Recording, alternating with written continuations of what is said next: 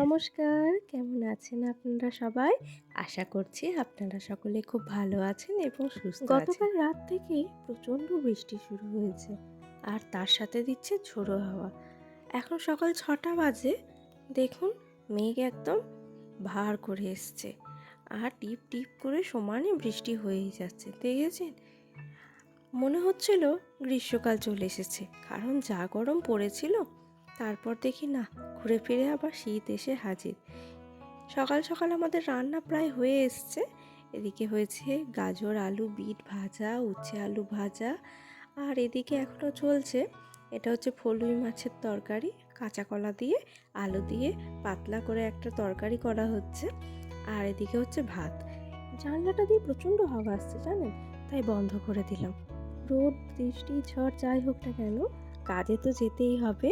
ও ready হয়ে নিচ্ছে এদিকে অফিস যাওয়ার জন্য, আর এদিকে মা ওর ভাতটা বেড়ে দিয়েছে। ও এদিকে খেয়ে নিই, আর ততক্ষণে তো সকালের যা বাসি জামা কাপড় কাচা হয়েছিল তার তো মেলার জায়গা নেই, তাই বাবা ওদিকে বাইকের উপর উঠে পড়েছে।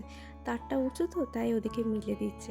যাই, আমিও এবার বাবাকে হাতে হাতে ধরে দিই, আর বড় মা ওদিকে বাবাকে হেল্প করছে। আর এই বর্ষাকাল এলেই আর এক চিন্তা জানেন, জামা কাপড় কোথায় মিলবো। তার মধ্যে এদিকে সকালে চা পর্ব এখনও শেষ হয়নি। এদিকে চা দিতে গিয়ে দেখি বিস্কিট একদমই শেষ হয়ে গেছে, তাই আগে চলে এলাম বিস্কিটটা ঢালতে। দেখেছি কোটো দুটো একদমই ফাঁকা, তাই আগে চলো বিস্কিটটা ঢেলে নিই, তারপরে বাবাকে বড় মাকে চাটা দিয়ে দেব।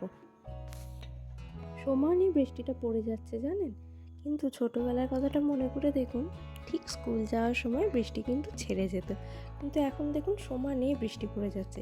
এই 3টে বিস্কিটটা আর ধরলো না, দেখেছেন কেমন হাওয়া দিচ্ছে। যাই হোক, বৃষ্টিটা সামান্য একটু ধরেছে আরও বেরিয়ে পড়লো।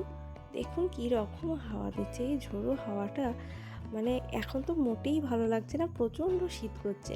কাছে 3টে বিনস হয়ে আছে, ভাবলাম নিয়ে চলেই যায়, কোনো তরকারি দেওয়া হবে। চলুন এবার যাই ঘরের দিকে, কারণ আমাকেও তো রেডি হতে হবে।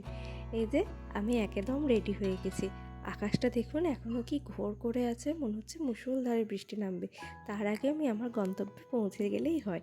তাহলে আজকের মতো ব্লগটা এখানেই শেষ করছি। সবাই ভালো থাকবেন, সুস্থ থাকবেন।